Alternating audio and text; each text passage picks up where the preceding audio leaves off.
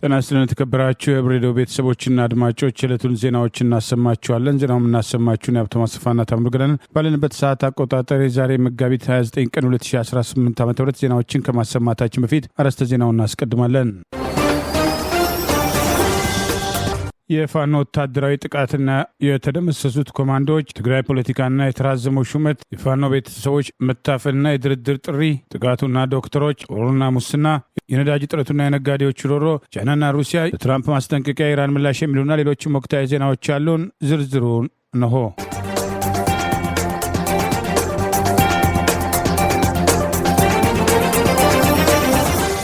ከ25 በላይ ያገዛዙ ስልጣን አስጠባቂ 101ኛ አየር ወለድ ክፍለ ጦር አባላት መደምሰሳቸውን የአማራ ፋኖ ብሔራዊ ንቅናቄ ሸዋ ጠቅላይ ግዛት አሳምነው እዝ አስታወቀ። የአማራ ፋኖ ብሔራዊ ንቅናቄ አፋብን ሸዋ ጠቅላይ ግዛት አሳምነው እዝ አጼ አምደ ጽዮን ኮር የአጼ ዳዊት ክፍለ ጦር አህዶች ከ25 በላይ ያገዛዙን ስልጣን አስጠባቂ ወራሪ ሰራዊት 101ኛ አየር ወለድ ክፍለ ጦር አባላት ዛሬ መጋቢት 29 ቀን 2018 ከንጋት ጀምሮ በነበረው ውጊያ መደምሰሱን አስታወቀ። ዛሬ ከንጋቱ 11 ሰዓት ጀምሮ በተካሄደው የተቀናጀ ተጋድሎ ሰራዊታችን ታላቅ ድል እየተጎናጸፈ ይገኛል ያለው የአጼ ዳዊት ክፍለ ጦር በሸዋ ጠቅላይ ግዛት መራቤቴ አውራጃ በሚዳና ሬማ ወረዳ ካገዛዙ ስልጣን አስጠባቂ ወራሪ ኃይል 101ኛ አየር ወለድ ክፍለ ጦር ጋር እየተደረገ ባለው በዚህ ውጊያ ጀግና አጼ አምደ ጽዮን ኮር ከአጼ ዳዊት ክፍለ ጦር ሻለቆች ጋር በቀጠናው የሚገኙትን የአርበኞች ጦር ሰራዊት በተውጣጣ የወገን ኃይል ከአራት አቅጣጫ የመጣውን የስርዓቱ ወንበር አስጠባቂ ወራሪ ኃይል ላይ ከፍተኛ ድል መቀዳጀታቸውን ክፍለ ጦሩ ያወጣውን መረጃ መሰረት አድርጎ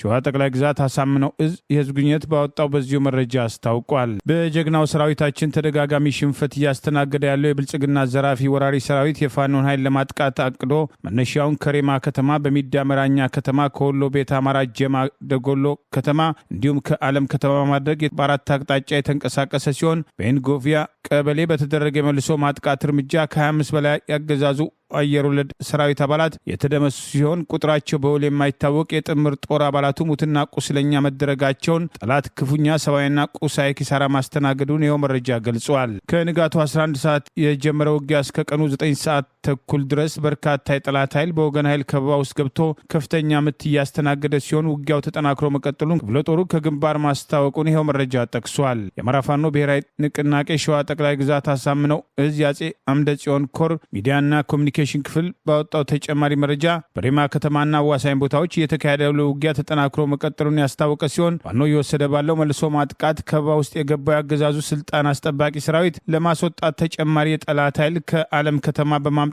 በከተማዋ ዙሪያ ባሉ በድሬና መጀት ቀበሌዎች አድማሱን ያሰፋ ውጊያ በመቀጠሉ ተጨማሪ መረጃዎችን ወደፊት ይፋ እንደሚያደርግ የአማራ ፋኖ ብሔራዊ ንቅናቄ ሸዋ ጠቅላይ ግዛት አሳምነው እዝ የህዝብ ግንኙነት መምሪያ ዛሬ መጋቢት 29 ቀን 2018 ይፋ ባደረገው በዚሁ መረጃ ገልጸዋል። ይህ በእንዲህ እንዳለ ጠላት ከ70 በላይ አስክሬን ጥሎ በሸሸበት ፍልሚያ የምኒልክ ዕዝ አህዶች በጥምረት አምባሰልና ጉባ ላፍቶ ወረዳ ላይ ታላቅ ድል መቀዳጀታቸውን የአማራ ፋኖ ብሔራዊ ንቅናቄ ወሎ ቤት አማራ ምኒልክ ዕዝ ዛሬ መጋቢት 29 ቀን 2018 ይፋ ባደረገው ተጨማሪ መረጃ ገልጸዋል። ምኒልክ ዕዝ 101ኛ ኮር 35ኛ ክፍለ ጦርና 104ኛ ኮር 25ኛ ክፍለ ጦር የ106ኛ ኮር 32ኛ ክፍለ ጦርን ተጠባባቂ በማድረግ መጋቢት 27 ቀን 2018 ዓ.ም አምባሰል ወረዳ ሚለዋና ጉባ ላፍቶ ወረዳ ደንጎላና ሸዋት ላይ የጠላትን ኃይል ስቦ በማስገባት በጥምረት ባደረጉት ከባድ ተጋድሎ በርካታ የጠላት ኃይል መደምሰሳቸውን አስታውቋል። የምኒልክ ዕዝ አህዶች ጠላትን ከወልዲያና መርሳ ወደ አምባሰል ወረዳ ሚለዋ እንዲሁም ከደላንታ አቅጣጫ ወደ ጉባ ላፍቶ ወረዳ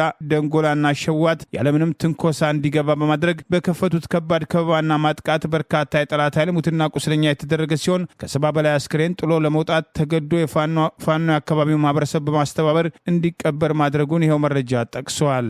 በምኒልክ ዕዝ 101ኛ ኮር በ104ኛ ኮር የክፍለ ጦርና የኮር አመራሮች በጥምረት በተመራው ከባድ ትንቅንቅና ተጋድሎ የፋሽቱ ብልጽግና ዙፋን ጠባቂ ሰራዊት ከ70 በላይ አስክሬን በረሃ ላይ ጥሎ ከመሸሽ በተጨማሪ በዞንና በወረዳ ከተሞች ዙሪያ ያሉ ምሽጎችን ለቆ ፋኖን መውጋት እንደማይችል በማረጋገጥ በርካታ ቀበሌዎችን ለቆ ወደ ወልዲያና መርሳ ከተማ አቅራቢያዎች ቀጠናዎች ለመፈርጠጥ መገደዱን የአማራ ፋኖ ብሔራዊ ንቅናቄ ወሎ ቤት አማራ ምኒልክ ዕዝ ዛሬ መጋቢት 29 ቀን 2018 ባወጣው በዚሁ መረጃ ገልጿል።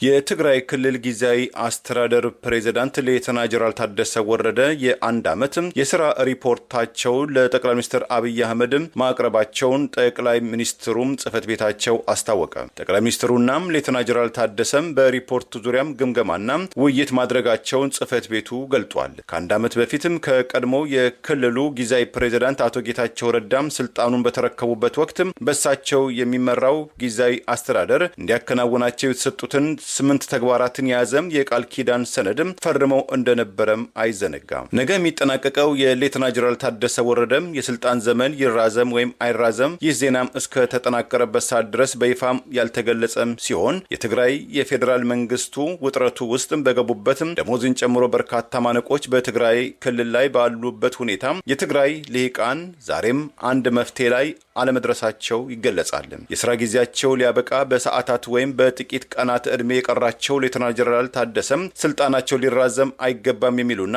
ለትግራይ አዲስ ጠንካራና ከፌዴራል መንግስቱ ጋር ተስማምቶ የሚሰራ አዲስም ሹም ሲጓተት የቆየም ሲሆን በሌላ በኩል የትግራይ ህዝብም ፍላጎት በፕሪቶሪያው የሰላም ስምምነት መሰረትም ካልተከበረ ማንም ቢሾም የህወሓትን ይሁንታም አያገኝም፣ በጦርነትም ዳግም ግጭት ውስጥም ከተገባም አደገኛ ሁኔታ ሊባባስ ይችላሉ የሚል ስጋት ማንዣበቡም ይሰማል። በዛሬው የአዲስ አበባው ዝግ ስብሰባም የሌተና ጀነራል ታደሰ ወረደም ተቃዋሚዎችም ከሆኑትም አንዱ አቶ ጌታቸው ረዳን ጨምሮ የመከላከያ ኢታማጆር ሹሙ ፊልድ ማርሻል ብርሃኑ ጁላም የውጭ ጉዳይ ሚኒስትሩ ዶክተር ጌዲዮን ጢሞቴዎስን ጨምሮ የተገኙ ሲሆን ዝርዝር ሹም ሽር ወይም የሌተና ጀነራል ታደሰ ወረደን የስልጣን ጊዜን ይራዘማል በሚለው ጉዳይ ላይ የተሰጠ ማብራሪያም የለም። ይሁን እንጂ ለጉዳዩ ቅርበት ያላቸው የትግራይ ክልል ምንጮች እንደገለጹትም ሌተና ጀነራል ታደሰ ወረደም የስልጣን ዘመናቸው ለ6 ወራት መራዘሙን እየገለጹ ይገኛል። በደጋዳሞት ፈረስ ቤት ውጊያ የተማረከው ሌተናል ኮሎኔል ደመላሽ አሰፋን ለማስለቀቅ አገዛዙ የመጨረሻ ሽንፈት የተባለ የፋኖ ቤተሰቦችን በማፈን መደራደሪያ መጠየቁ ተገለጸ። የአማራ ፋኖ ብሔራዊ ንቅናቄ አፋብን የህዝብ ግንኙነት ኃላፊ አርበኛ አስረስ ማረ ዳምጤ እንዳስታወቀው ሰሞኑን በደጋዳሞት ፈረስ ቤት ውጊያ ሌተናል ኮሎኔል ደመላሽ አሰፋን ጨምሮ በርካታ ሰራዊትና መሳሪያ የማረከው የአማራ ፋኖ ብሔራዊ ንቅናቄ ቴዎድሮስ 109ኛ ኮር ወታደራዊ አዛዥ የሆነው አርበኛ ታዘበው ስዬን ቤተሰቦች አገዛዙ በማፈን መደራደሪያ ማድረጉን አስታወቀ። በውጊያ የተማረከበትን ኮሎኔል በውጊያ ማስለቀቅ እንደማይችል ያረጋገጠው የብልጽግና አገዛዝ ከፋኖ ጋር ምንም አይነት ግንኙነት የሌላቸው የአርበኛ ታዘበው ስዬ ወንድም አቶ ጌትነት ስዬ እህቱን ወይዘሮ ጥሩ ወርቅ ስዬንና የእህቱን ባል አቶ ሽመልስ ተሻልን ባህር ዳር ከተማ ላይ ከመኖሪያ ቤታቸው በማፈን ምዕራብ ዕዝ ማዘዣ መኮድ አስሯቸው ይገኛል ሲል አስታውቋል። ወይዘሮ ጥሩ ወርቅ ስዬ የታገተችው የ4 ወር ህፃን እንደያዘች መሆኑን የጠቀሰው ይኸው መረጃ የአርበኛው ቤተሰቦችን በማገት የተማረከው ኮሎኔል እንዲለቀቅ ጥያቄ ያቀረቡት የብልጽግና ካድሬዎችና የመከላከያ አመራሮች ከታጋዩ የተሰጣቸው ምላሽ ታሳፍራላችሁ የሚል ነው ሲል ገልጿል። በውጊያ የተማረከውን ኮሎኔል ለማስለቀቅ የተፈጸመው የንጹሐን እገታ ፕሮጀክት የተነደፈውና የተመራው አገር እንመራለን ብለው በሚያስቡ የብልጽግና ከፍተኛ ካድሬዎችና ጄኔራሎች መሆኑን ኢትዮጵያ ያለችበትን የዝቅታ ደረጃ የሚያመላክት ነው ያለው አርበኛ አስረስ ማረ ዳምጤ የሆነ ሆነው ከጦርነቱ ጋር ግንኙነት የሌላቸው ለፍቶ አዳሪ ቤተሰቦች ላይ የተፈጸመው እገታ ነውረኛ ተግባር መሆኑን አውቀው በአስቸኳይ የማያስተካክሉ ከሆነ ይህንን ተከትሎ ለሚመጣ ማንኛውም ቀውስ የአገዛዙ የጸጥታና የፖለቲካ አመራሮች ኃላፊነቱን የሚወስዱ መሆኑን እንገልጻለን ሲል ከወዲሁ አስጠንቅቋል። የአማራ ፋኖ ብሔራዊ ንቅናቄ ቴዎድሮስ 109ኛ ኮር የእዙ ኮማንዶ ዩኒት በጋራ ባደረጉት ጥቃት መጋቢት 27 ቀን 2018 ዓ.ም በደጋዳሞት ሌተናል ኮሎኔል ውብሸት አሰፋን ጨምሮ በርከት ያሉ የአገዛዙ ወታደሮች የተማረኩ ሲሆን ከተደመሰሱት ከ150 በላይ የሚሆኑት የአገዛዙ ስልጣን አስጠባቂዎች መካከል 100 አለቃ 1000 አለቃ ጭምር እንደሚገኙበትና በርከት ያሉ ወታደራዊ ቁሳቁሶች በዚህ ግንባር መማረካቸውን የአማራ ፋኖ ብሔራዊ ንቅናቄ ምዕራብ አማራ ቀጠና ቴዎድሮስ በተከታታይ ባወጣው ሰፊ መረጃ መግለጹ አይዘነጋም። ሰሞኑን አገዛዙ የደረሰበትን ወታደራዊ ሽንፈትና በተለያዩ ከተሞች ጦርነት ባለበት ምርጫ ማካሄድ አይቻልም፣ ገዳዮቻችንን በምርጫ አናነክስም በሚል የቀረበውን ተቃውሞ ምክንያት በማድረግ የአገዛዙ ከፍተኛ ወታደራዊና የፖለቲካ አመራሮች ከአብይ አህመድ በወረደ ትዕዛዝ የምታስጠቁን የምትወጉንም እናንተ ናችሁ ማለት የክልሉ ከፍተኛ አመራሮችን ተጠያቂ ማድረጉን ተከትሎ ይህንኑ መሰረት በማድረግ እርስ በርስ እስከ መወነጃጀል መድረሳቸውና ተቧድነው መካሰስ መጀመራቸውን መረጃዎችን ጠቅሰን መዘገባችን አይዘነጋም። በቀንድ ሀብት ምርቷ በአፍሪካ አህጉር ቀዳሚ በዓለም 10ኛ ደረጃ የምትገኘው ኢትዮጵያ በወፍ በረር 10,000 ኪሎ ሜትር ርቀት ላይ ከምትገኘው ከደቡብ አሜሪካዊቷ ብራዚል የስጋ ምርቶችን እንድትሸምትም ተወሰነ። ሮይተርስ የዜና አገልግሎት የብራዚል የግብርና ሚኒስትርን ጠቅሶ ዛሬ እንደዘገበው ብራዚል በአፍሪካ አህጉር ውስጥ በህዝብ ቁጥሯም ከናይጄሪያ የምትከተለው 130 ሚሊዮን ህዝብ ላላት ኢትዮጵያ ወሳኝ የግብርና ምርቶች ለሆኑት የበግም ስጋ፣ የበሬ ስጋም፣ የዶሮ ስጋም፣ የአሳማ ስጋም ጨምሮ 17 የግብርና ምርቶችን ብራዚል እንድትሸጥም መወሰኗን ገልጿል። የብራዚል ውሳኔ ሰሞኑን ስልጣን ለያዙት የግብርና ሚኒስትሯ አንድሬ ዴ ፖሎ የመጀመሪያው የብራዚል የውጭ ገበያም እንዲከፈትም አድርጓልም ተብሏል። የብሪክስ አባል አገራት የሆኑት ኢትዮጵያና ብራዚል ከዛሬ 4 ወራት በፊት በዓለም የንግድም ተቋም በእንግሊዝኛው ምህጻረ ቃል WTO ዋና መቀመጫ ጄኔቫ ስዊዘርላንድ ውስጥ የጋራ የንግድ ፕሮቶኮል ስምምነት መፈረማቸው አይዘነጋም። 70 ሚሊዮን የቀንድ ከብቶችም፣ 50 ሚሊዮን ፍየሎችም፣ 42 ሚሊዮን በጎችም፣ 8 ሚሊዮን ግመሎችና 56 ሚሊዮን ዶሮችም ባለቤት በመሆን በአፍሪካ አህጉር ውስጥ ቁጥር 1 የቀንድ ከብቶች ባለቤት በዓለም 10ኛ ደረጃ የምትገኘው ኢትዮጵያ የተዘጋጁ የበጎችን የፍየሎችንና የከብቶች ስጋዎችን ለሳውዲ አረቢያ፣ ለተባበሩት አረብ ኤሚሬት፣ ለኳታርና ለባህሬን ገበያዎች በዋነኛነት በመላክ በአመትም ከ120 ሚሊዮን ዶላር እስከ 150 ሚሊዮን የአሜሪካን ዶላር የምታገኝ ሲሆን ይህንን ረጅም ርቀትም ተጉዛም ሰሞኑን በብራዚል የስጋ ውጤቶችን ለመግዛትም ከብራዚል ጋር ኢትዮጵያ ለምን እንደተስማማችም ምን ያህል ስጋም እንደምታስገባ ለጊዜው አልታወቀም። በአማራ ክልል የጤና ባለሙያዎች ላይ ያነጣጠረው ጥቃት አልቆመም። ከቀዶ ጥገና ክፍል ውስጥ በስራ ላይ እያለ ለስራ የተዳረገው የአጥንት ቀዶ ጥገና ስፔሻሊስቱ እንዲፈታ ተጠይቋል። በአደጋ ሽፋን የሚገደሉ ዶክተሮች ቁጥርም ዛሬም አለመቆሙ ጥያቄ አስነስተዋል። በአማራ ክልል አዊ ዞን የእንጂባራ ዩኒቨርሲቲ መምህርና የእንጂባራ ሆስፒታል ሐኪም የአጥንት ቀዶ ጥገና ስፔሻሊስት የሆነው ዶክተር አብርሃም አማረ ቀዶ ሕክምና እየሰራ ባለበት ሰዓት ከቀዶ ሕክምና ክፍል ኦፕሬሽን ሩም በመንግስት የጸጥታ ኃይሎች ከታሰረ ሳምንት ያለፈ ሲሆን ጉዳዩን በውስጥ ለመጨረስና እንዲፈታ ጥረት ሲደረግ የቆየ ቢሆንም ባለመሳካቱ መረጃውን ይፋ ማድረጉን የጤና ባለሙያዎች ንቅናቄ በማህበራዊ ገጹ አስታውቋል። የስሩን ሁኔታ በማህበራዊ ሚዲያ ላይ እንዳይወጣና በውስጥ ለመጨረስ በሚል መረጃው በውስጥ ተይዞ እንደቆየ ያስታወቀው የንቅናቄው ማህበራዊ ገጽ እስካሁን ድረስ ሊፈቱት ባለመቻሉ የኢትዮጵያ ህዝብ እንዲያውቀው በሚል አሁን ይፋ ለማድረግ ተገደናል ሲል አስታውቋል። 120 የማይሞሉ የአጥንት ስፔሻሊስት ባለባት ሀገር ከምንም ነገር ጋር ግንኙነት የሌለው ሐኪም ከስራ ቦታው ወስዶ ማጎር ለህዝብ ለሀገር አለማሰብ ደንታቢስነት ነው በማለት ድርጊቱን አውግዟል። ዶክተር አማረን ማሰር 1 ሚሊዮን ኢትዮጵያን ሕክምና እንደመንፈግ ይቆጠራል።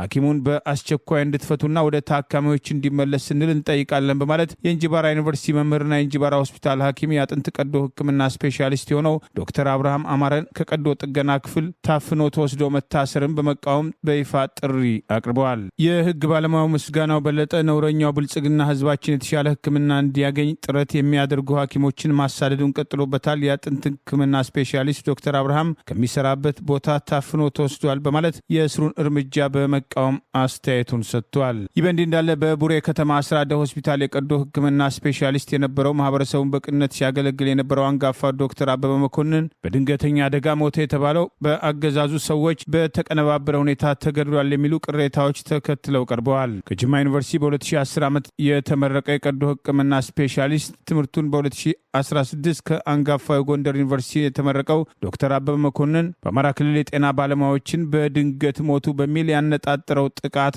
ሰለባ ሊሆን ይችላል የሚሉ ግምቶች ማየላቸውን ከአካባቢ የወጣው መረጃ ይገልጻል። በጣም ቅን፣ ሩህሩህ፣ ተጫዋች፣ እንቁ ሐኪም መሆኑን ብዙዎች የሚመሰክሩለት ይህ ዶክተር ለወገኖቹ በሕክምና ዘርፍ ብዙ አገልግሎት ያበረከተ አንጋፋ ሐኪም የነበረ ሲሆን በአማራ ሕዝብ ላይ ጦርነት የከፈተው አገዛዝ በክልሉ በተለያዩ ጊዜያት የጤና ባለሙያዎች ላይ ያነጣጠረ ጥቃት መፈጸም ባለፉት 3 ዓመታት ብቻ በአደጋ ሞቱ ከሚባሉት ጀምሮ በቀጥታ ጥቃት የተገደሉ ዶክተሮች ቁጥር ከጊዜ ወደ ጊዜ እየጨመረ መምጣት የዶክተር አበበ መኮንን ሞትም ከዚሁ ጋር የተያያዘ መሆኑን ከአካባቢ የወጣው መረጃ ይገልጻል። በአገዛዙ ቁጥጥር ስር ያለው የአማራ ሕክምና ማህበር ዶክተር አበበ መኮንን በድንገተኛ መንገድ ከዚህ ዓለም በሞት ተለይቷል በማለት ነገሩን ለማድበስበስ መሞከሩም ወቀሳ አስከትሎበታል። በደብረ ማርቆስ ዩኒቨርሲቲ ሆስፒታል በአማራ ክልል የጤና ባለሙያዎች ላይ አነጣጥሮ እየተፈጸመ ያለውን ጥቃት ጥቃት በተመለከተ የዓለም ጤና ድርጅት በአማራ ክልል በጤና ባለሙያዎች ላይ የሚፈጸመው ጥቃት በአስቸኳይ በገለልተኛ ወገን እንዲመረመር በማለት የድርጅቱ ዋና ዳይሬክተር ዶክተር ቴድሮስ አድሃኖም በማህበራዊ ገጻቸው ባጋሩት ጽሑፍ ግድያ፣ እስርና ድብደባን ጨምሮ የጤና ባለሙያዎች ለተለያዩ ጥቃቶች ኢላማ መሆናቸውን የሚያሳዩ የሚረብሹ ሪፖርቶች መውጣታቸውን በመጥቀስ ባለፈው ከ2 ወራት በፊት ይፋ ጥሪ ማድረጋቸው አይዘነጋም። ጤና ባለሙያዎች ላይ ከሚፈጸመው ጥቃት በተጨማሪ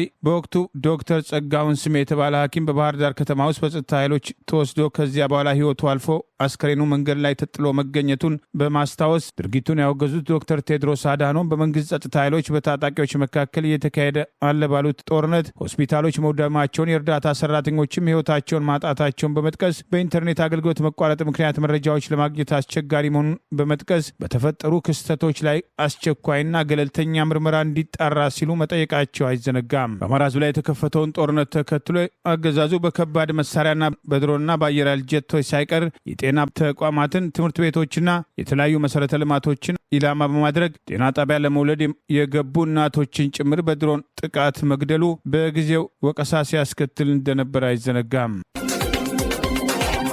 የአገዛዙ ከፍተኛ ወታደራዊ አዛዦችና የአስተዳደር ሰራተኞች ግንባር ፈጥረው ለአገዛዙ ስልጣን ማስቀጠያ የሚገብሯቸውን ወታደሮች ሞት በመደበቅ ደሞዛቸውን እንደሚበሉና ቤተሰብ መርዶ ሳያገኝ ከጊዜ ወደ ጊዜ የሚነሱ ቅሬታዎችን በኃይል እያፈኑ መሆኑን የሚጠቅሱ መረጃዎች ወጥተዋል። በአማራ ህዝብ ላይ ጦርነት ያወጀው አገዛዝ በክልሉ እያካሄደ ያለውን ወረራና የዘር ጭፍጨፋ የታከለበት ጦርነት ተከትሎ የሚደመሰሱ የአገዛዙ ስልጣን አስጠባቂ ወታደሮችን በተመለከተ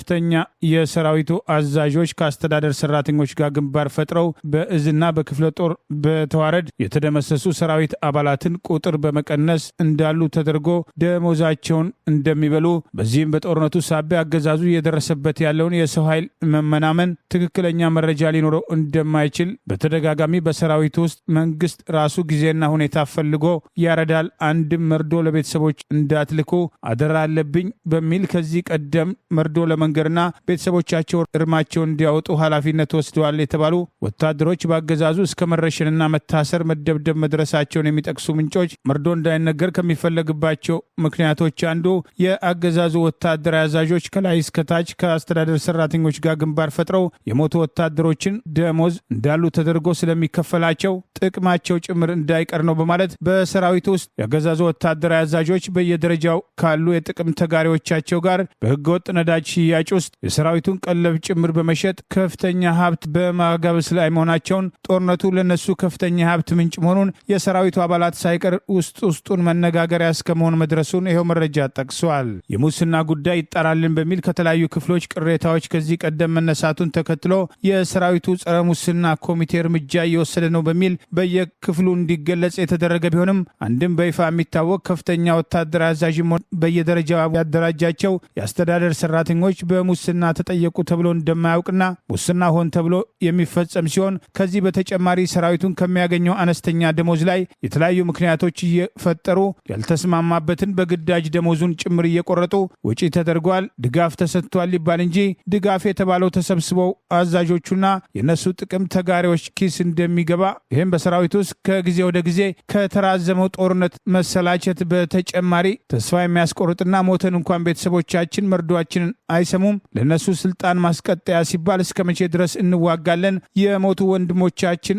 መርዶ ተደብቆ በስማቸው ደሞዝ ይበላል የሚል ቅሬታዎች ከጊዜ ወደ ጊዜ የተጠናከሩ መምጣታቸውን ይኸው መረጃ ይገልጻል። ከዚህ ቀደም በተደጋጋሚ እነዚህን ቅሬታዎች መሰረት አድርጎ በአገዛዙ ስልጣን አስጠባቂ ሰራዊት ውስጡን ይህን መሰሉ መረጃ አውጥታቸዋል የተባሉ የተደበደቡና የታሰሩ አንዳንዶችም የተረሸኑ መኖራቸውን መረጃዎችን ጠቅሰን መዘገባችን አይዘነጋም። የወታደር ቤተሰቦች የጠፉ ልጆቻቸውን ፍለጋ በተለያዩ የሰራዊቱ እዞች ብቻ ሳይሆን በዋና መስሪያ ቤት አዲስ አበባ ጭምር እስከ መሄድ የደረሱ ወላጆች ማስፈራሪያና ዛቻ ጭምር የሚደርስባቸው ሲሆን አጣርተን ነግራቸዋለን፣ ሁለተኛ እዚህ እንዳትመጡ ተብለው የሚመለሱ ጭምር መኖራቸውን በተደጋጋሚ በቅሬታ ሲነሳ ቆይተዋል። አገዛዙ ከህወሓት ጋር ያደረገውን ጦርነት ተከትሎ በመቶ ሺህ የሚቆጠር ሰራዊት ማለቁ የተገለጸ ቢሆንም በተመሳሳይ በዚያም ወቅት በሞቱ ወታደሮች ስም ዝርፊያ እንደነበርና ቆይቶ ግን የዓለም አቀፍ ሪፖርቶችን መሰረት አድርጎ በተደረገ ማጣራት ዘራፊዎቹ ለአገዛዙ ጊዜውኛ ነው በሚል ታማኝ የሆኑ ከፍተኛ ወታደራዊ አዛዦች ጭምር በመሆናቸው በተመሳሳይ ተድበስብሶ መቅረቱን በጊዜው ሲጠቀስ ቆይተዋል።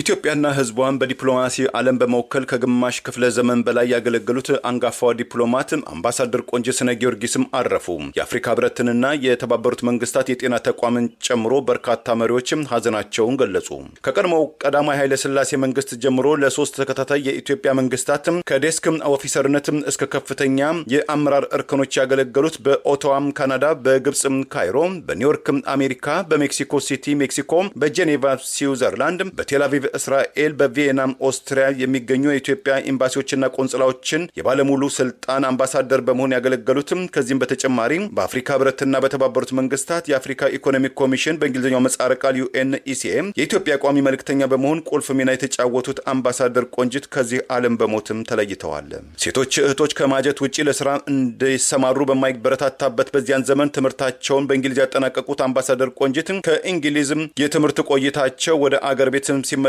ለውጭ ጉዳይ ሚኒስትር ለመቀጠር ቢጠይቁም ዲፕሎማሲ የወንዶችም ስራ እንጂ የሴቶች አይደለም የሚል መከላከያ አስተያየት ቢቀርብባቸውም ባሳዩትም አይበገሬነትም የአምባሳደር ቆንጂት ጫናዎችን አልፈው ምኞታቸውን ለማሳካትም በቅተዋል። በዚህም ኃላፊነታቸው ከአምባሳደር ዮዲት እምሩ በመቀጠል በኢትዮጵያም ታሪክ የአምባሳደርነት ማዕረግ ያገኙ ሁለተኛዋም ሴት ኢትዮጵያዊ ዲፕሎማትም ለመሆንም ችለዋል። የመጀመሪያ ዲግሪያቸውን ከእንግሊዙ ዩኒቨርሲቲ ኮሌጅ ሎንደን በዓለም አቀፍ ግንኙነት በ1946 ዓ.ም ያገኙት በ1955 በኒውዮርክ ኮሎምቢያ ዩኒቨርሲቲ የካርኔጊ ፌሎሺፕ የተከታተሉት አምባሳደር ቆንጂትም ከግማሽ ምዕት ዓመት በላይ ላበረከቱትም አስተዋጽኦ አንጋፋው የአዲስ አበባ ዩኒቨርሲቲ በ2008 ዓ.ም የክብር ዶክትሬትም ሸልሟቸዋል። የአንጋፋው ዲፕሎማት ቆንጂት ዜና እረፍትን ተከትሎ የአፍሪካ ሕብረት ዋና ሊቀመንበር መሐመድ አሊ ዩሱፍም አምባሳደር ቆንጂት በኢትዮጵያ ውጭ ጉዳይ ሚኒስትር ታሪክ ውስጥ ፋናወጊ ሕይወታቸውን ለአገራቸው ኢትዮጵያና ለአፍሪካ አህጉር ያበረከቱም ታላቅ ፓንአፍሪካኒስት አምባሳደር ቆንጂትም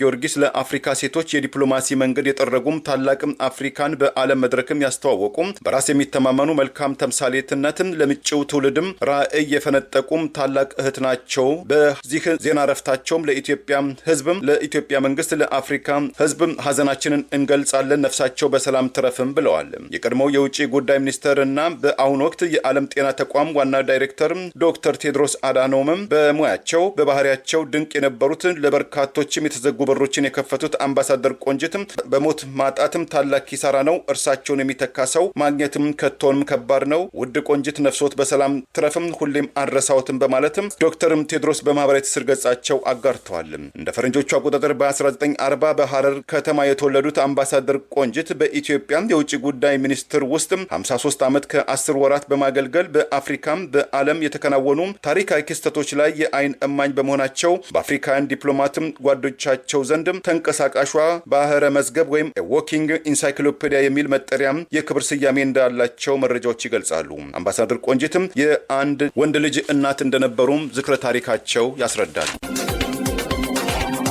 በፍራፍሬ ንግድ ላይ የተሰማሩ ነጋዴዎች በነዳጅ እጥረት ሳቢያ ምርቶቻቸውን ተበላሽቶ ለኪሳራ መዳረጋቸውና አርሶ አደሮችም ገዢ አጥተው ምርቶቻቸው እየተበላሹ መሆናቸውን በቅሬታ ተነስተዋል። የትራንስፖርት ታሪፍ ጭማሪው የህገ ወጥ ነዳጅ ሽያጩ ከፍተኛ አስተዋጽኦ ማድረጉ ተጠቅሷል። የመካከለኛው ምስራቅ ጦርነት ብቻ ሳይሆን በአገር ቤት ያለው ጦርነት የአገሪቱን ኢኮኖሚ በከፍተኛ ደረጃ ማድቀቁን መገንዘብ ይገባል የሚሉ ጥሪዎችም ተጠናክረው ቀጥለዋል። የመካከለኛው ምስራቅ ጦርነትን ተከትሎ በቂ የነዳጅ ክምችት ያላዘጋጀው አገዛዝ የአገሪቱን ሀብት በጦርነትና ብልጭልጭ ፕሮጀክቶች የውጭ ምንዛሪውን ለነዳጅ ግዢ በበቂ ደረጃ ለመመደቡን ተከትሎ በአገሪቱ የተፈጠረው የነዳጅ እጥረት ከፍተኛ ኢኮኖሚያዊ ቀውስ እያስከተለ መምጣቱ በተለይም የፍራፍሬ ንግድ ላይ የተሰማሩ ዜጎች በነዳጅ እጥረት ሳቢያ የገዟቸውን ምርቶች ወደ ከተሞች አምጥተው መሸጥ በጊዜ ባለመቻላቸው፣ አንዳንዶቹ መንገድ ላይ የቀሩትም ጭነው መምጣት ባለመቻላቸው ለኪሳራና ብልሽት መዳረጉን ከነጋዴዎች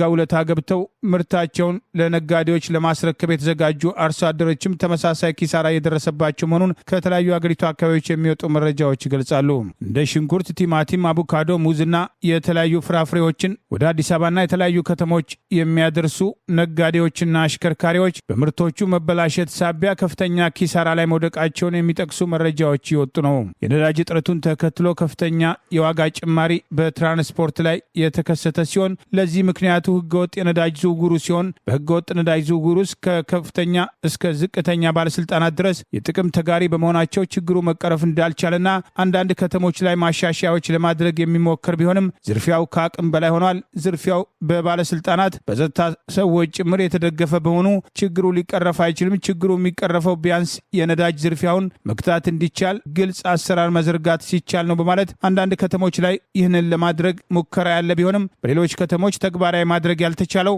ባለስልጣናት የጸጥታ ኃላፊዎች እስከ ታችኛው ነዳጅ ማደያ ድረስ በጥቅም ስስር ስላላቸው መሆኑን ይህንኑ ተከትሎ ነዳጅ በጥቁር ገበያ ካልሆነ በስተቀር በህጋዊ መንገድ ለማግኘት የሚደረገው ሰልፍ እየጨመረ መምጣት፣ አንዳንዶችም ተሰልፈው ማጣታቸውን ተከትሎ በጥቁር ገበያ ነዳጅ የገዙ በትራንስፖርት ዋጋ ላይ ከፍተኛ የዋጋ ጭማሪ አድርገው የሚሰጡት አገልግሎትን ብቻ ተጠያቂ ማድረጉ ትርጉም እንደሌለው በቅሬታ መነሳት ጀምረዋል። በአንዳንድ ከተሞች ለህዝብ ትራንስፖርት አገልግሎት ካልሆነ በስተቀር ለሌሎች ተሽከርካሪዎች ነዳጅ አንሰጥም በማለት በሌላ በኩል በተደጋጋሚ በጸጥታ ተቋማት ውስጥ በአስፈላጊ አስተዳደር ስራዎች በሚሉ ሽፋን ነዳጅ እየቀዱ የሚሸጡ በጥቁር ገበያ ነዳጅ ግብይት ውስጥ ሚና ያላቸው ባለስልጣናትና የጸጥታ ሰዎች ጥቆማ ሲደርሳቸው ጥቆማ የሰጡትን ሰዎች በተዘዋዋሪ የማሸማቀቅና የማሳደድ ስራዎች ጭምር እየተሰሩ መሆናቸውን የሚጠቅሱ መረጃዎች ወጥተዋል። ይህ በእንዲህ እንዳለ በጅቡቲ ከ2 ወር በላይ የቆሙ የነዳጅ ጫኝ ቦቴዎች ባለንብረቶቹና አሽከርካሪዎቹ ለከፍተኛ ችግር መጋለጣቸውን እየገለጹ ሲሆን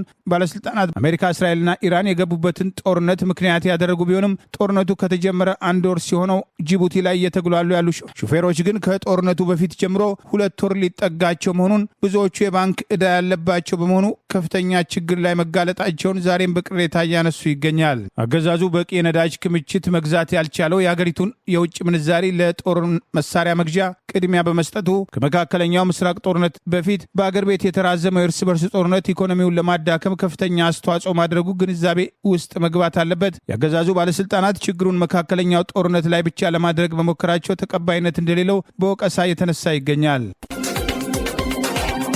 አገዛዙ አስቀድሞ የዘረፈውን ምርጫ ተከትሎ በምርጫው እንሳተፋለን ያሉ የተቃዋሚ ፓርቲ አመራሮችም ስጋት ላይ ጥለው ተሸብሮ እያሸበረ መሆናቸውን የሚጠቅሱ መረጃዎች ይወጡ ነው። የኢህአፓ ዋና ጸሐፊ በስሟ ማህበራዊ ሚዲያ ላይ የሚደረገው ዘመቻና በሴትነት ለማዋረድ የሚደረገው ሙከራ ተቀባይነት እንደሌለው ገልጻለች። ፓርቲው እጩ መታሰሩን አስታወቀ። ገዢው ብልጽግና ፓርቲ ዘንድሮ ይደረጋል የተባለውን 7ኛ ዙር ብሔራዊ ምርጫ ተከትሎ ከምዝገባ ጀምሮ እየፈጸማቸው ያሉ የምርጫ ወንጀሎች ተጠናክረው በቀጠሉበት ምርጫውን አስቀድሞ መዝረፉና ያላንዳች ውድድር 466 የምርጫ ወንበር አሸንፈናል፣ መንግስት ለመመስረት ከሚያስፈልገው በላይ አግኝተናል፣ ጥቂት ለምንፈልጋቸው ሰጥተን ምርጫውን እናጠናቅቃለን የሚል እቅድ አውጥቶ እየተንቀሳቀሰና ይህንን ለማስፈጸም በሚሯሯጥበት በአሁኑ ወቅት በጥቂት ተቃዋሚዎች ላይ የሚወስደው ጫና አጠናክረው ቀጥለዋል። የኢትዮጵያ ሕዝብ አብዮታዊ ፓርቲ ኢህአፓ ዋና ጸሐፊና ከአገዛዙ ጋር በተደረጉ የምርጫ ክርክሮች ያቀረበችውን አስተያየት ተከትሎ በአገዛዙ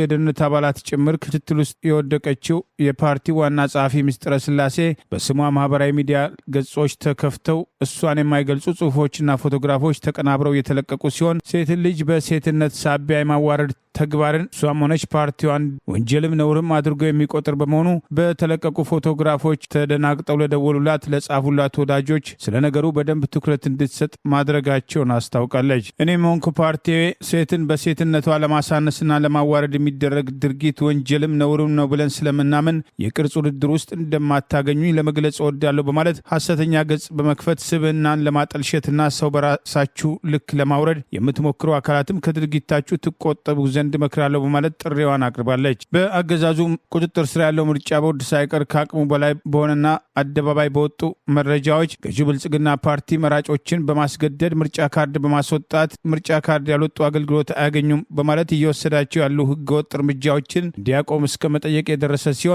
ይህን የስሙላ ጥያቄ ተከትሎ የተለወጠ ነገር እንደሌለ የሚጠቅሱ መረጃዎች የወጡ ሲሆን የኢትዮጵያ ህዝብ አብዮታዊ ፓርቲ ኢህአፓ በበኩሉ የትብብር ኢትዮጵያ አንድነት የድሬዳዋ ከተማ የምክር ቤት እጩ ተወዳዳሪ ሆነው አቶ ወንደሰን ኪዳኔ ዛሬ መጋቢት 29 ቀን 2018 ከጠዋቱ 4 ሰዓት ከስራ ቦታው በጸጥታ ኃይሎች ተይዞ መታሰሩን አስታውቋል። ከስራቱ በኋላ የአመራሩ ቤት መፈተሹና ፓርቲው መግለጫውን እስካወጣበት ዛሬ ምሽት ድረስ ከሰው ጋር እንዳይገናኝ አድርገው በከዚራ ፖሊስ ጣቢያ መልሰው አስረውታል ሲል አስታውቋል። እጩ ያለምንም ቅድመ ሁኔታ እንዲፈታ በጽኑ ያሳሰበው ፓርቲው ከህገ ወጥ ስሩ እስኪፈቱ ድረስ አስፈላጊውን ጥረት ሁሉ እናደርጋለን ሲል አሳውቋል። ገዢው ብልጽግና ፓርቲ ብቻውን ተወዳድሮ የሚያሸንፍበትና በአገሪቱ ጦርነት በቀጠለበት በርካታ የህሊናና የፖለቲካ እስረኞች በታሰሩበት ሌላው ቀርቶ በህዝብ የተመረጡ የህዝብ ተወካዮች ያለመከሰስ መብታቸው ሳይነሳ በስር ላይ በሚገኙበት ሁኔታ ውስጥ የይስሙላው ምርጫ ፓርቲዎች በአጃቢነት መሳተፋቸውና የሚከፍሉትን መስዋዕትነት ለገዢው ፓርቲ በአጃቢነት የሚከፈል ከመሆን በስተቀር የህዝብን አደራ ለመወጣት የይስሙላው ምርጫ ለገዢው ፓርቲ ትተው ምርጫውን ቦይኮት ሊያደርጉ እንደሚገባ በተደጋጋሚ ጥሪ ሲቀርብ ቆይተዋል። ኢህአፓን ጨምሮ 4 ፓርቲዎች ያቋቋሙት ትብብር ለኢትዮጵያ ከገዢው ብልጽግና ፓርቲ ቀጥሎ ከፍተኛ እጩዎችን ያቀረበ ሲሆን በተለይም በጦርነቱ ሳቢያ በአማራና በኦሮሚያ ክልል ለመንቀሳቀስ እንደሚቸገርና የመጨረሻ ውሳኔውን ሁኔታዎች ካልተለወጡ እንደሚያሳውቅ አስቀድሞ መግለጫ ማውጣቱ አይዘነጋም። ከአሜሪካው ፕሬዚዳንት ዶናልድ ትራምፕ እጅም ካልሰጠሽ ወደ ዶግ አመድነትም ትቀየሪያለሽ የሚል በብዙዎች ዘንድ የጦር ወንጀል አንድምታ ያለው የተባለ ማስጠንቀቂያ የተሰጣት ኢራን ፕሬዚዳንቷን ጨምሮ በሚሊዮኖች የሚቆጠሩ ኢራናውያን ለአገራቸው መስዋዕት ለመሆን መዘጋጀታቸውን አስታወቀች። ዛሬ በአሜሪካው የዋሽንግተን ዲሲ ሰዓት አቆጣጠርም ከምሽቱ 2 ሰዓት ወይም 8 ፒኤም የኢራን መሪዎች የሆርሙዝም ሰርጥን ካልከፈቱ የኢራን ድልድዮች፣ መሰረታዊ ተቋማት፣ የኃይል ማመንጫም ተቋማት ወደ ድንጋይ ዘመንነትም ይቀየራሉ የሚል አነጋጋሪ ማስፈራሪያም ከፕሬዚዳንት ትራምፕ የቀረበላቸው የኢራኑ ፕሬዚዳንት ማሱድ ፓሽኬን እኔን ጨምሮ ከ14 ሚሊዮን በላይ ኢራናውያን በዚህ ሰዓት የኢራንን ብሔራዊ ደህንነትን ለመታደግ መስዋዕትነት ለመክፈል ተዘጋጅተናል፣ እኔም ብሆን ለአገሬ ኢራን ስል መስዋዕትነት ለመክፈል ዝግጁ ነኝ የሚል መልእክትም ፕሬዚዳንት ማሱድም በማህበራዊ ትስስር ገጻቸው አጋርተዋል። ይህንን የፕሬዚዳንት ትራምፕ ማስጠንቀቂያን ችላ ያለችው ኢራን ከአሜሪካ ጋር በቀጥታም ሆነ በእጅ አዙርም የነበራትን የዲፕሎማሲያዊ ግንኙነት ማቋረጧን ዎል ስትሪት ጆርናል ዘግቧል። ከአሜሪካና ከእስራኤል ተከታታይ የከባድ ጦር መሳሪያም ጥቃት የተፈጸመባት የሚገኘው ኢራን ዛሬ ከአሜሪካና በእስራኤል ይደርስባታል የተባለውን የጸረ ድልድይ፣ ጸረ የኃይል ማመንጫም፣ የጸረ መሰረታዊ ልማትም ዘመቻን ለመታደግ በነቂስ በመውጣትም ተቋማትን በሰው ጎርፍ ወይም ሂውማን ሺልድ እንዲከላከሉ ከአገሪቱ የወጣቶችና የጎልማሶች ሚኒስትር ለቀረበው ለኢራናውያን ወጣቶችም፣ አትሌቶችም፣ አርቲስቶች፣ ተማሪዎችና ፕሮፌሰሮችም ጥሪ በሺዎች የተቆጠሩ ኢራናውያን ታዋቂው አልቬስን ነጭ ድልድይን ጨምሮም ቁልፍ መሰረታዊ ተቋማትን ለመታደግ በነቂስ እየወጡ መሆናቸውን በተንቀሳቃሽ ምስሎችም የቀረበው መረጃ ያመለክታል። ይህ በዚህ እንዳለ በአስገራሚ ሁኔታ ለሁለተኛ ጊዜ ወደ ነጩ ቤተ መንግስታቸው የገቡት ፕሬዚዳንት ዶናልድ ትራምፕ በመካከለኛው ምስራቅ የሚከተሉትን ጦርነትን ተከትሎ ቀሪው የ2 ዓመት የስልጣን ዘመናቸው ከመጠናቀቁ በፊት ለክስ ሊቀርቡ ወይም ኢምፒች ሊደረጉ ይችላሉ የሚል ከ60 ከመቶ በላይ አሜሪካን የህዝብ አስተያየት መኖሩን ፖሊ ማርኬት የተባለው ታዋቂ የትንበያ መረብ ያሰባሰበውን የህዝብ አስተያየትን ዋቢ አድርጎ ዛሬ ግምቱን አስፍሯል። የዓለም 20 ከመቶ የንግድ መርከቦች የሚያስተናግደው የሆርሙዝም ሰርጥ ላይ የሚንቀሳቀሱ የንግድ መርከቦች ዓለም አቀፍ ጥበቃም ይደረግ የሚለውን ጽንሰ ሐሳብ ቻይናና ሩሲያ ውድቅ አደረጉ። 15 አባላት ያሉት የጸጥታው ምክር ቤት ውስጥ ቋሚ መቀመጫ የሌላት ባህሬን ያቀረበችውን ጽንሰ ሐሳብም ዛሬ በምክር ቤቱ አባላት መካከል ለድምጽ ውሳኔም ቀርቧል። 11 አባል አገራት የባህረ ሰላጤው የሆርሙዝ ሰርጥ ይከፈት የሚል የባህሬን ረቂቅ ሰነድን የደገፉ ሲሆን በምክር ቤቱ ድምጽን በድምጽ የመሻር ወይም ቪቶ ፓወር ተጠቃሚ የሆኑትም ቻይናና ሩሲያ ሐሳቡን ውድቅም አድርገውታል። ኮሎምቢያና ፓኪስታን ድምጽ ከመስጠትም ተቆጥበዋል። ይህም በዓለም አገራት መካከል ስለ ወሳኙ የሆርሙዝ ሰርጥ ደህንነት ዙሪያም የጎላ ልዩነት ስለመኖሩ አመላካች ነው ተብሏል። ኢራን በሆርሙዝ ወሽመጥ በኩል የተመረጡ ያለቻቸውን እንደ ቻይና፣ ፓኪስታን፣ ሩሲያ፣ ህንድን መርከቦቻቸውን እንዲያስተላልፉ የፈቀደች ሲሆን የአሜሪካና የእስራኤል መርከቦች በሰርጡም ዙሪያም ዝር እንዳይሉ ከማስጠንቀቅ በተጨማሪም የተለያዩ ጥቃቶችን ስትወስድም ሰንብታለች። የአሜሪካው ፕሬዚዳንት ዶናልድ ትራምፕ ኢራን የሆርሙዝ ሰርጥን ካልከፈተችም ተኢራን ከዚህ ቀደም አይታ የማታውቀው መዓትም ይወርድባታል የሚል ማስጠንቀቂያቸው ከመጠናቀቁ ከሰዓታት በፊትም ኒውዮርክ ላይ የተቀመጡት የጸጥታው ምክር ቤት አባላት መካከል አንዱ የሆኑት በምክር ቤቱ የአሜሪካው አምባሳደር ማይክ ዋልቴዝ ለሱዳን፣ ለኮንጎና ለጋዛም ተፈናቃዮችና ተመጽዋቾች የሚሄድ የሰብአዊ እርዳታ እንዳይጓጓዝ ኢራን መከላከሏን ቻይናና ሩሲያ መደገፋቸው ከዚህ ቀደም ከታዩት ዝቅተኝነት የከፋ አሳዛኝ ባህሪ ነው። ሩሲያና ቻይና የመካከለኛው ምስራቅ አገራትንና ዜጎቻቸውን እያሸማቀቁ ይገኛሉ ያሉትም ከኢራን መንግስታት ጎን መቆማቸው በእጅጉ አበሳጭና ተገቢ ያልሆነ እርምጃ ነው በማለትም የቤጂንግና የሞስኮን አቋምን በጽኑ ተችተዋል። በጸጥታው ምክር ቤትም የቻይና መልእክተኛው ፉ ኮንግ የአሜሪካ አስተዳደር የኢራንን የስልጣኔ ዘመንን ወደ ድንጋይ ዘመን እንለውጣለን የሚል ማስፈራሪያ እያሰማ ባለበት በዚህ ወሳኝ ወቅት የምክር ቤቱ አባላት የኢራንን አቋም የሚጻረር ውሳኔ ለማስተላለፍ መሞከራቸው ብዥታን ይፈጥራል የሚል አስተያየትም ሰንዝረዋል። በተባበሩት መንግስታት የሩሲያ አምባሳደር ቫሲሊ ናቬዜ ቻይናና ሩሲያ ቀደም ሲል የማሪታይም ደህንነትን ጨምሮ አማራጭ የመፍትሄ ሀሳብ አቅርበው ነበር በማለትም ቅሬታቸውን አሰምተዋል። የቻይናና የሩሲያን አቋምን የደገፉት በጸጥታው ምክር ቤት የኢራን ተወካይ አሚር ሳይድ እየተካሄደ ነው ያሉትን ወረራ ለመከላከል የጸጥታው ምክር ቤት የወሰደው እርምጃ በመቃወም ሩሲያና ቻይና ከኢራን ጎን መቆማቸው የሚመሰገን ነው ብለውታል።